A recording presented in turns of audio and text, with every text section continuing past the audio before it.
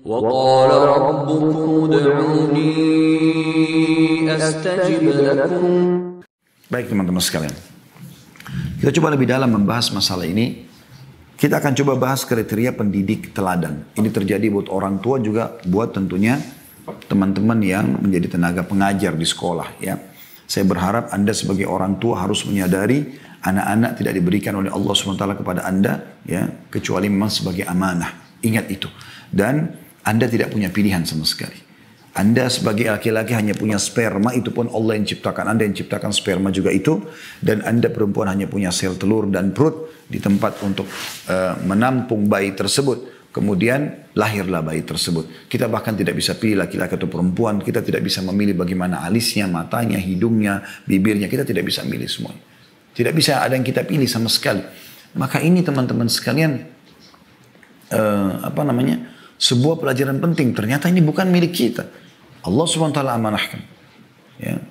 Maka ada sebuah tanggung jawab di situ. Dan ada sebuah peluang pahala besar di situ. Begitu juga Anda sebagai guru di sekolah. Teman-teman sekalian, lupakan masalah gaji. Coba nikmati pekerjaan.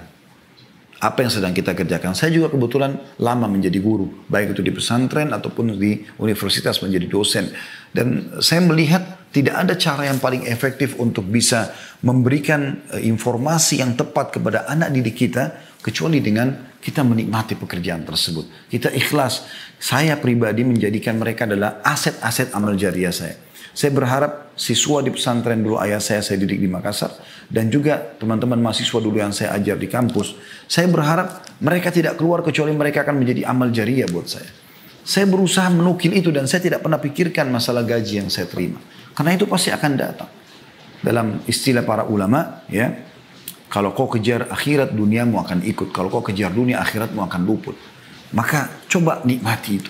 Sehingga Anda tidak pernah menghubungkan antara bagaimana mengubah karakter yang buruk dari seorang anak, bagaimana kita membentuk dia menjadi seorang tokoh atau orang yang baik, ya, dengan gaji yang Anda terima atau upah yang Anda terima. Bagi kita adalah ini amal jariah. Bagaimana saya bisa mengubahnya? Imam Syafi'i rahimahullah pernah punya seorang murid, teman-teman sekalian.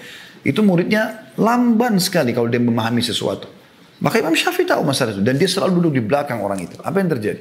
Imam Syafi'i rahimahullah seorang pendidik yang luar biasa. Dia tahu bukan upah yang dia pikirkan. Tapi yang dia pikirkan adalah pahala yang dia bisa dapatkan. Maka dia biarkan seluruh muridnya keluar. Kemudian dia tahan anak tersebut. Lalu mulailah beliau mengulang-ulangi materi itu pelan-pelan. Sampai anak itu faham. Sampai pernah anak ini mengatakan, wahai imam, saya orangnya begini. Anda tidak usah buang-buang waktu buat saya. Kata beliau, tidak. Sampai kau memahami apa yang saya sampaikan. Saking luar biasanya kalau orang kejar target akhirat, pahala, ya bagaimana menjadikan orang ini depan saya sebagai aset amal jariah itu luar biasa. Mirip dengan alam dakwah ya. Kalau saya pribadi, saya tidak pernah melihat kekurangan seseorang atau pelanggaran agama yang terjadi padanya adalah sesuatu yang harus saya perangi.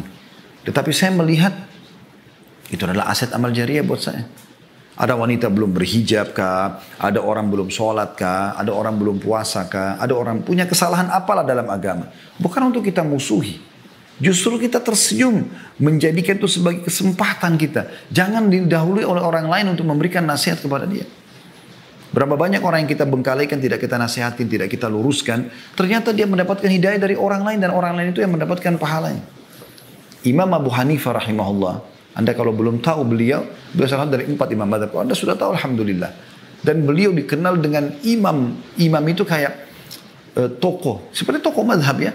Itu menghafal minimal 500.000 hadis kalau saya tidak salah. Dan sekian banyak. Ya luar biasa. Dan Imam Abu Hanifah itu sekarang mazhabnya umumnya diterapkan di Afrika, di Eropa, di India. Banyak menggunakan mazhab Abu Hanifah rahimahullah. Beliau itu mulai belajar agama, mulai lebih menekuni di umur 30 tahun lebih. Tapi bukan itu yang sedang kita bahas. Sebabnya adalah beliau pernah sholat di masjid.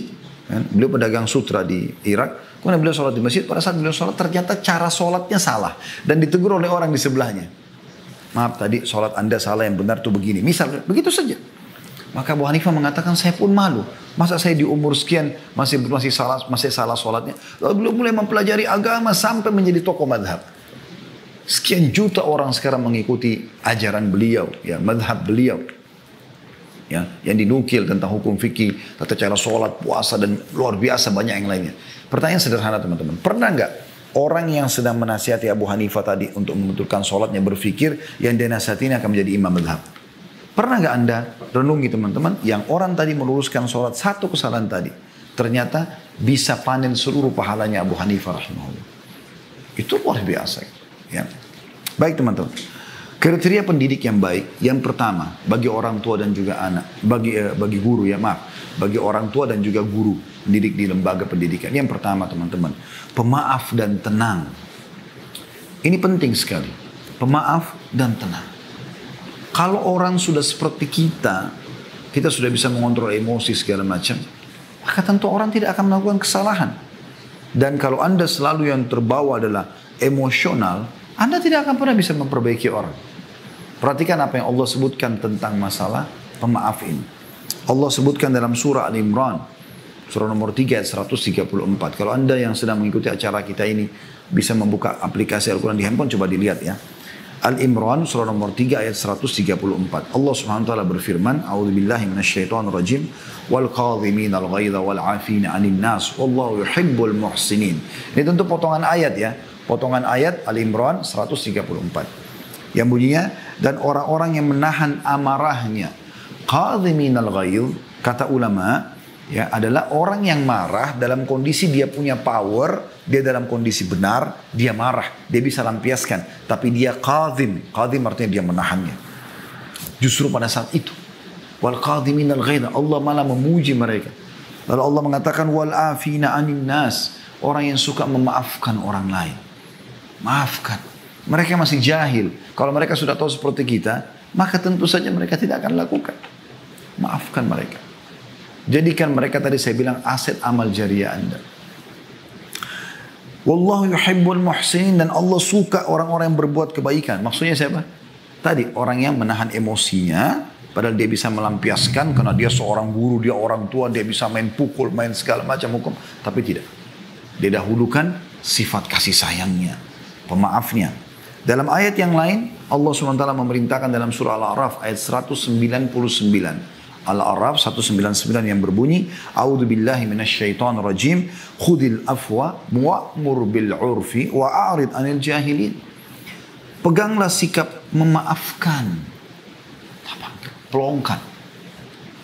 Tapi dia jahat Ustaz. Iya. Tapi kan dia bodoh Ustaz. Iya. Kita juga tahu. Semua juga orang tahu. Tapi agama Anda, Allah Tuhan Anda mengajarkan Anda apa? Allah mengatakan khudil afwa. Peganglah sikap memaaf itu. Begitu ada masalah, maaf. Ya. Dan suruh orang mengerjakan yang ma'ruf. Ajarkan mereka supaya mereka tidak salah lagi. Dan berpalinglah dari orang-orang jahil. Maksudnya jangan jadikan mereka sebagai teman, tapi luruskan kesalahan. Juga dalam surah Al-Hijr ayat 85. Ya. Allah Subhanahu wa taala berfirman, A'udzubillahi minasyaitonir rajim, fasfahis safhal jamil. Maafkanlah mereka dengan pemaafan yang baik.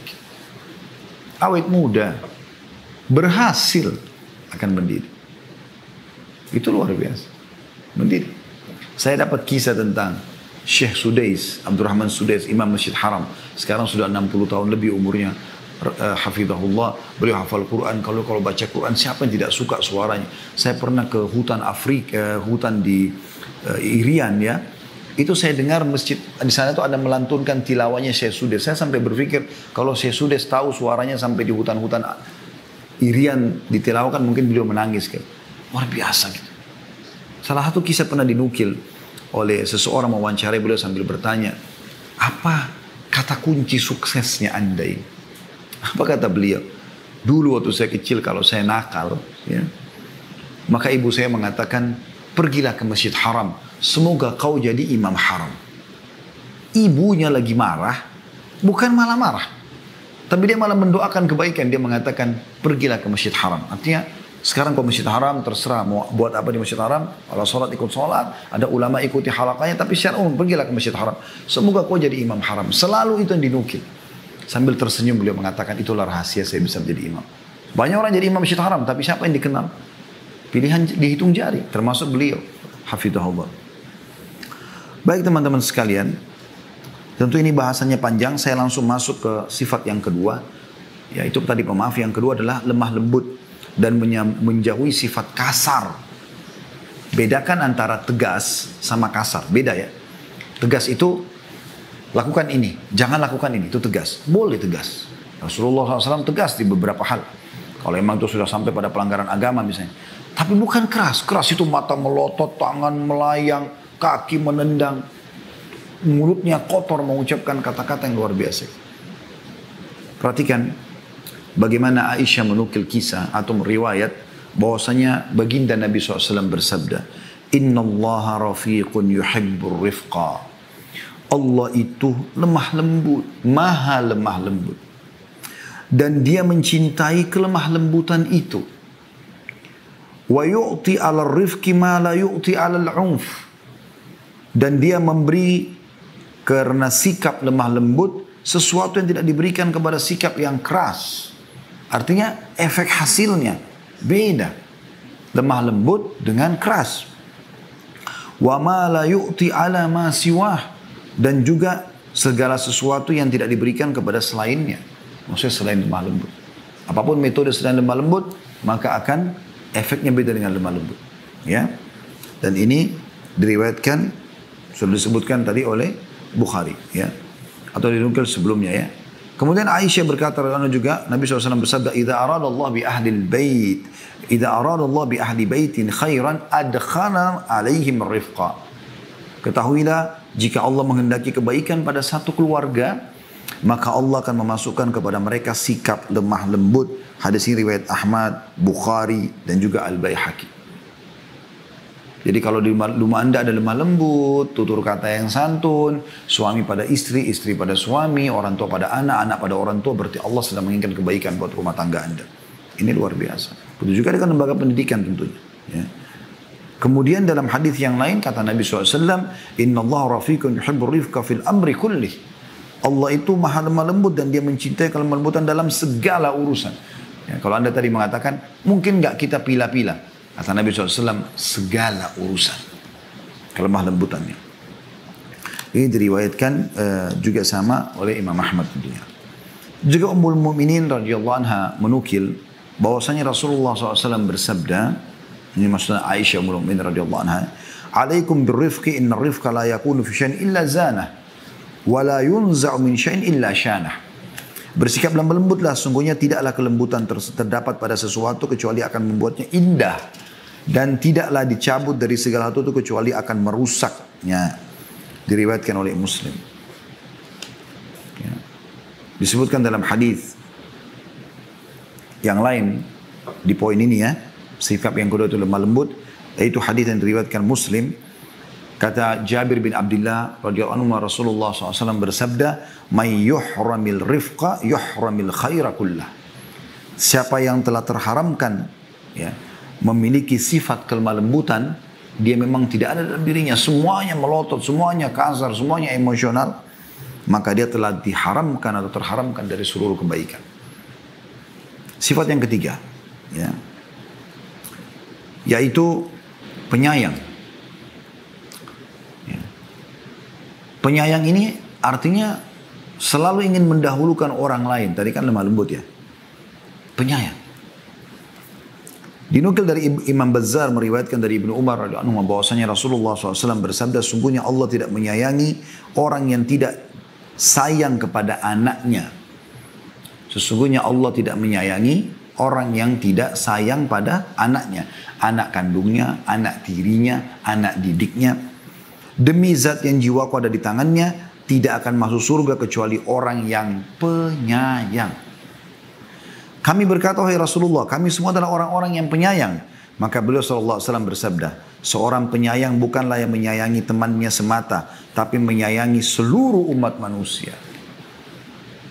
Jadi kalau anda maksudkan sayang hanya pada orang-orang tertentu yang anda hormati, maka berarti belum. Yang dimaksud di sini adalah yang menyayangi semua manusia, apalagi anak, apalagi pasangan, apalagi orang tua.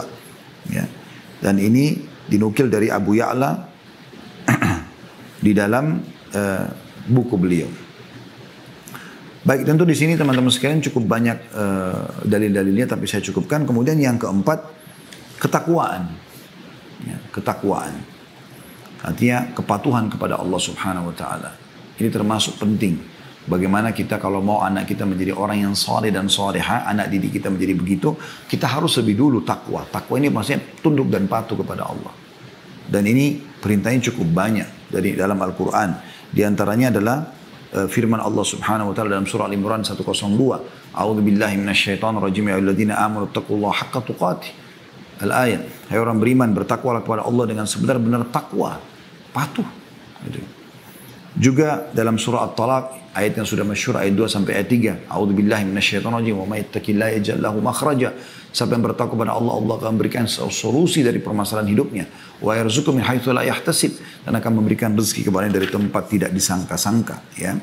Jadi bagaimana kita bertakwa kepada Allah Subhanahu wa taala, maka akan ada efek kepada anak-anak tersebut.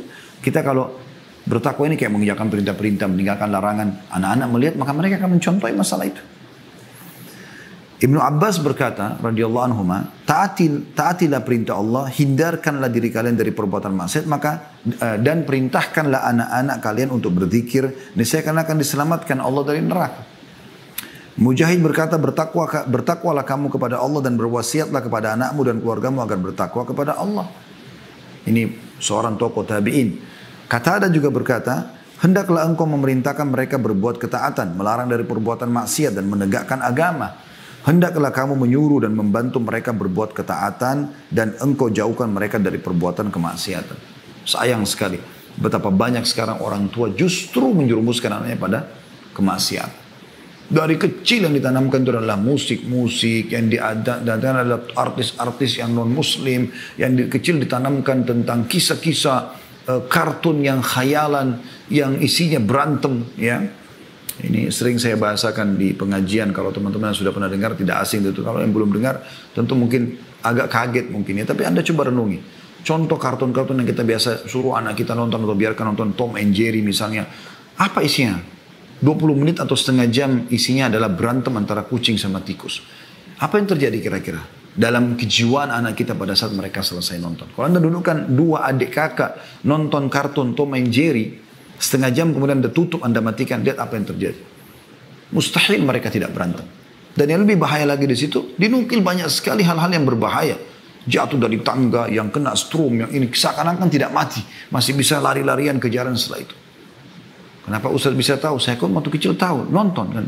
Dan saya, subhanallah, setelah belajar saya melihat, oh ini tidak boleh. Gitu kan. Khayalan. Berapa banyak kita selalu sibuk anak kita untuk menjadi tokoh-tokoh fiktif. Ya, ada Spiderman, ada Superman. Tidak ada orang-orangnya, tidak ada. Tapi itu dilahirkan di khayalan anak-anak kita.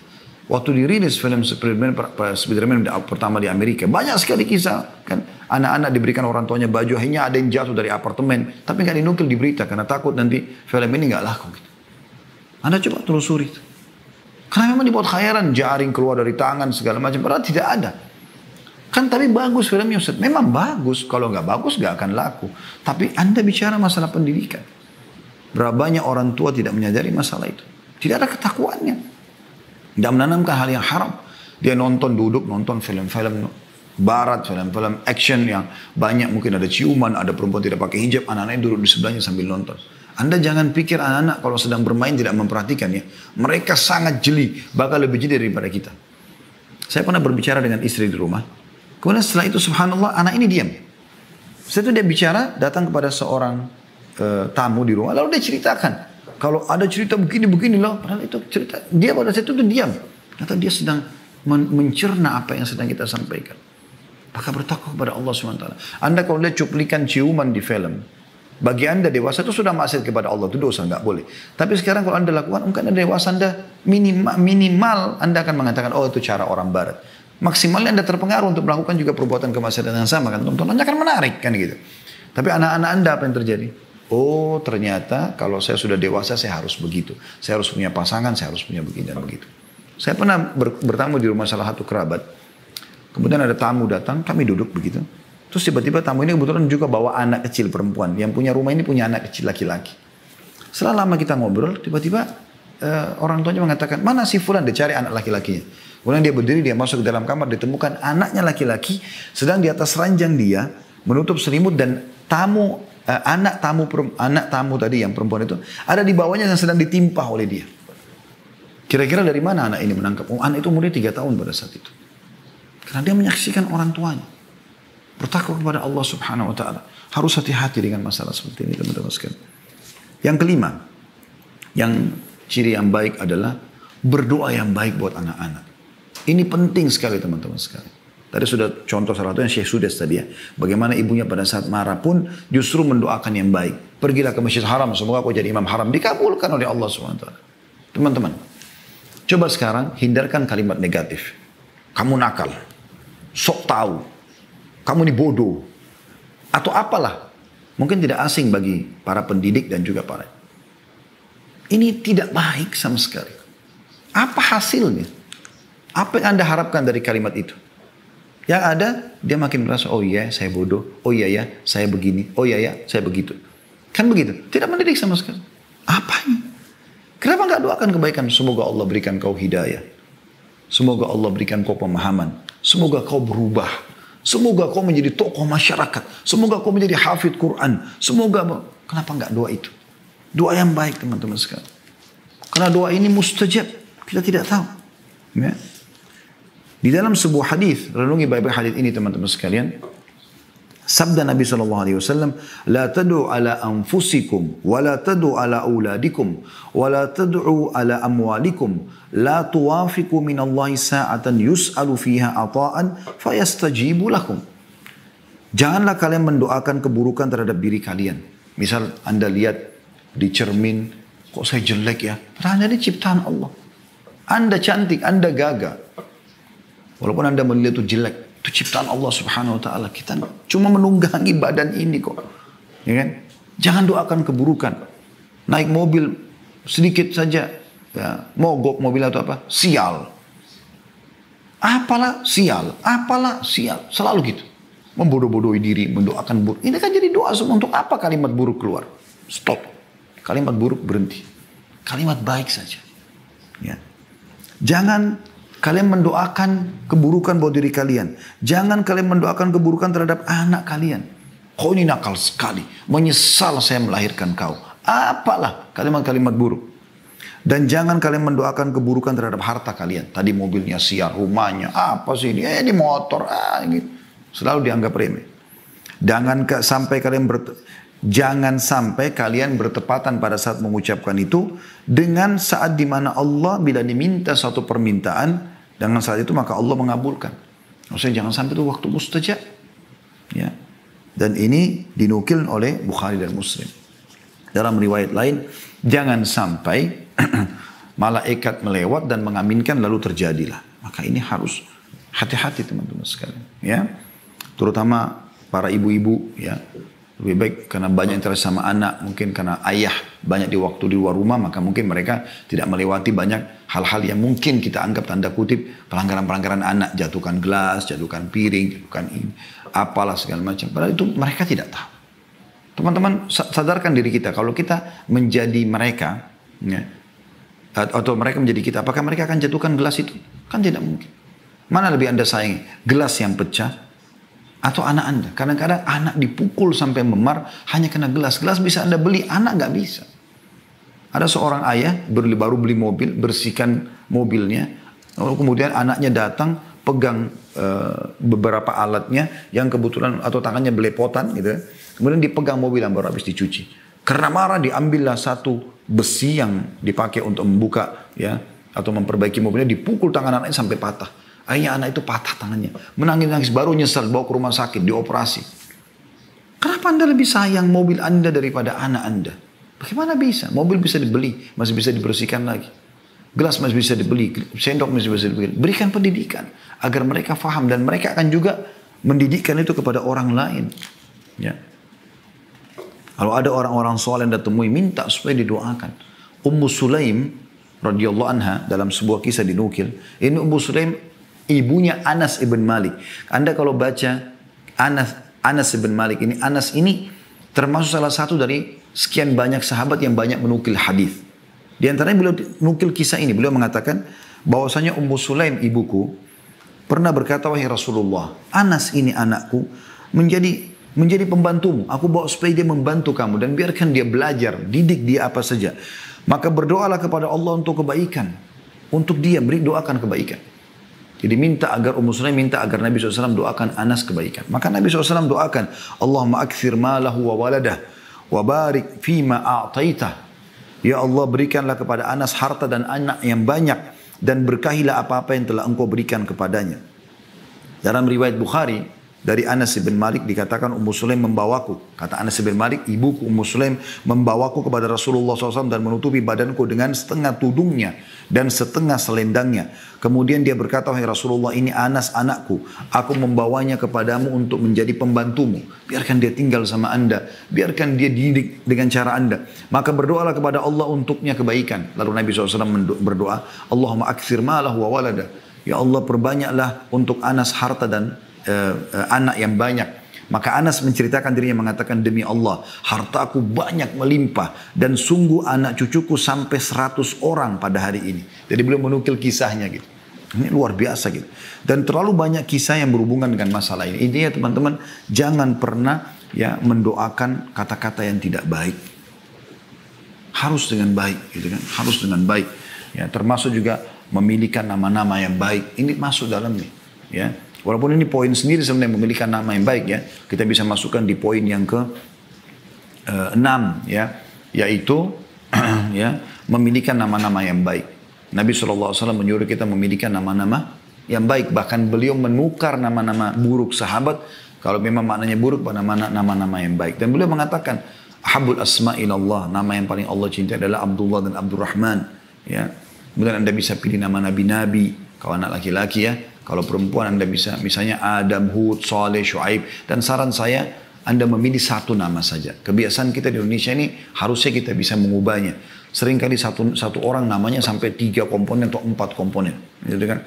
Lebih baik dihindari. Anda lihat nama-nama para nabi satu. Adam, Hud, Saleh, Shu'aib, Musa, Isa, Muhammad. Dan seluruh nabi-nabi alaihi wasallam. Satu nama. Kalau kita Muhammad, Yusuf, Harun. Muhammad Nabi, Yusuf Nabi, Harun Nabi. Siapa yang mau dipanggil nih? Kadang-kadang sudah nama bagus-bagus begini pun, ya, masih dipanggil dengan nama-nama ejekan. Nama-nama yang tidak baik. Gendutlah, inilah, itulah, apalah, segala macam. Dan itu dijadikan sebagai bahan olokan. Subhanallah. Ini bisa jadi doa buruk teman-teman sekalian. Namakan nama baik. Pernah Nabi SAW mau minum susu unta. Mau disuruh perah susu unta. Beliau mengatakan, siapa yang memerah buat kami? Ada satu orang berdiri mengatakan, saya Rasulullah. Apa yang terjadi? Nabi tanya pertama kali, namamu siapa? Ditanya namanya. Maka dia mengatakan, Mur. Mur itu pahit. Maka kata Nabi SAW, duduklah. Nabi nggak mau diperahkan susu oleh orang yang bernama pahit. Kemudian, Nabi SAW mengatakan, siapa yang memerah buat kami? Berdiri orang kedua. Nabi SAW tanya, siapa namamu? Dia bilang, Harb. Harb itu perang. Kata Nabi SAW, duduklah. Gitu kan? Lalu Nabi SAW mengatakan, siapa yang memerah buat kami? Maka yang ketiga berdiri mengatakan, saya Rasulullah. Nabi tanya lagi, siapa namamu? Dia mengatakan, Aish. Hidup maksudnya. Kata Nabi SAW, perahlah buat kami. Begitu luar biasa. Nabi SAW pernah lewat teman-teman di sebuah tempat, ada 2 gunung. Cuma lewat. Sebelum lewat 2 gunung ini harus dilewatin gitu ya. Maka artinya kebetulan akan lewat di situ.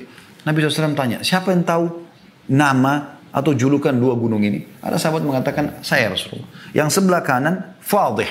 Fadih itu pembongkar aib. Ya. Yang sebelah kiri, Mukhzi. Mukhzi itu penghina. Artinya orang di situ iseng kasih nama. Ini pohon ini, gunung ini. Padahal gunung itu tidak ada namanya sebelumnya. Tapi dikasih nama buruk. Apa yang terjadi? Nabi SAW suruh cari jalan lain. Nggak mau lewat di situ karena buruknya namanya. Perhatikan ini teman-teman. Luar biasa gitu ya. Kemudian yang ketujuh, lemah lembut dalam bermuamalah. Ini sebenarnya mirip dengan tadi ya, sifat dengan lembut ya. Tapi di sini yang tadi yang sebelumnya adalah lemah lembut di dalam perkataan ya. Kalau di sini dalam muamalah sebenarnya ya.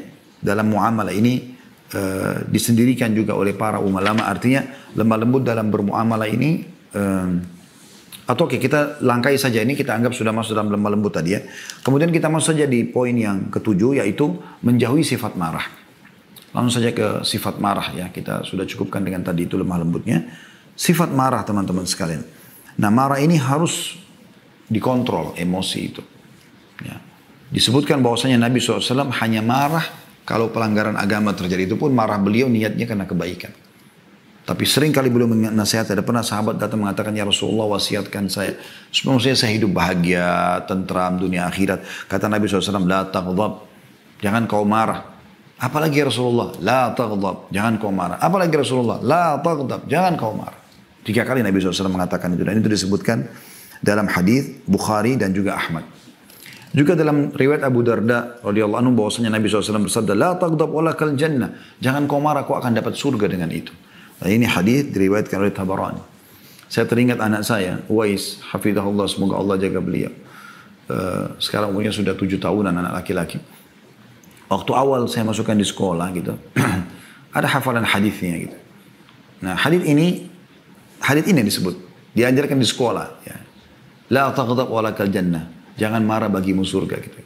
Jadi dia, kalau dia main sama adiknya mulai marah, dia sampaikan, ada hadis loh, la taghdab walakal jannah. Dan dia pernah bilang juga sama ibunya gitu. Pada saat ibunya sedikit mungkin marah dengan beberapa sikapnya, dia mengatakan, la taghdab walakal jannah. Jangan marah bagimu surga gitu. Nah sekarang, kami pun kadang-kadang bercanda sama dia. Kalau dia sedikit ada marah sama adiknya, wais, la taghdab walakal jannah. Jangan marah bagimu. Dia tersenyum. Dan ini satu hal yang luar biasa gitu kan. Jadi kita biasakan tidak terbawa dalam arus emosional itu.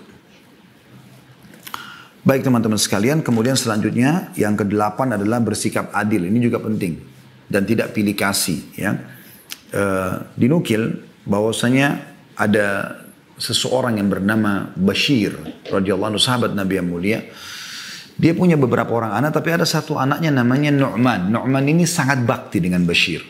Lebih daripada saudara-saudaranya. Maka dia datang kepada Nabi SAW. Si Bashir datang, si ayah datang mengatakan, ya Rasulullah, ini anak saya, Nu'man, saya mau kasih sesuatu dia. Maksudnya karena dia lebih bakti daripada saudaranya yang lain. Saya mau minta anda jadi saksi. Apa kata Nabi SAW? Apakah kau lakukan itu pada anakmu yang lain? Dia bilang tidak ya Rasulullah. Kata Nabi SAW, kalau gitu saya nggak mau jadi saksi. Lalu Nabi balik bertanya kepada Bashir, mau nggak kau anak-anakmu berbakti secara rata, sama semua? Dari yang pertama sampai yang paling bungsu semuanya sama. Laki-laki perempuan sama baktinya dengan kau. Atau kepadamu, kata Bashir, iya ya Rasulullah. Kata Nabi SAW, kalau gitu adillah dalam pemberian kepada mereka. Bermuamalah pun begitu. Hati-hati teman-teman. Cium pun usahakan adil. Saya kadang-kadang subhanallah kalau mau terapkan ini, kalau anak-anak pada datang di rumah, saya kalau cium yang satu, saya langsung tanya pada istri saya, mana si fulan, anak kita yang lain. So saya datang saya ciumin juga. Takutnya nanti Allah hisap gitu loh. Saking hati-hatinya. Anas bin Malik berkata, ada seorang laki-laki berada di depan Nabi SAW, lalu putranya datang kepadanya. Lalu dia menciumnya dan mendudukkannya di atas pahanya. Anak laki-laki datang. Kemudian datang putrinya, anak perempuannya. Lalu dia dudukkan di hadapannya, dia tidak pangku. Maka kata Nabi SAW, kenapa engkau tidak menyamakan antara keduanya? Itu luar biasa ya. Berarti harus sama di sini. Nah beda antara warisan dengan hibah. Pemberian itu teman-teman sekalian harus rata. Adil, ya, rata semuanya. Sama teman-teman di lembaga pendidikan, rata dalam, jangan pilih kasih, jangan karena ini pintar, lalu anda pilih kasih dengan tidak. Justru yang tadi saya bilang yang masih bodoh menurut anda itu, anda jadikan dia supaya pintar. Itu baru anda sukses di poin itu. Nah itu penting sekali. Bagaimana kita bisa mengubah orang untuk menjadi lebih baik sehingga kita bisa panen amal jariah. Itu penting teman-teman sekalian.